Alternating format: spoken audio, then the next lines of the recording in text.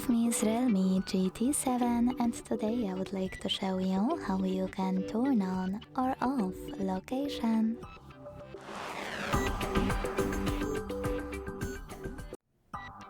Begin by going into Tab menu.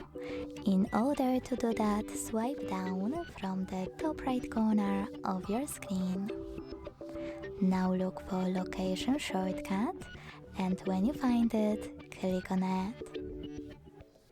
As you can see, my shortcut is gray, which means that location is now disabled. To enable it, click on the same one until it's blue. If you wish to, you can also go into Devices Settings. Scroll down to click on Location section over here.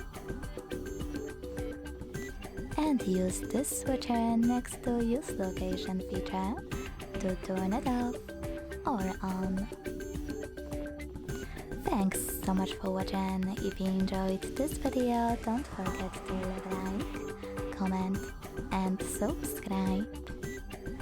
Bye!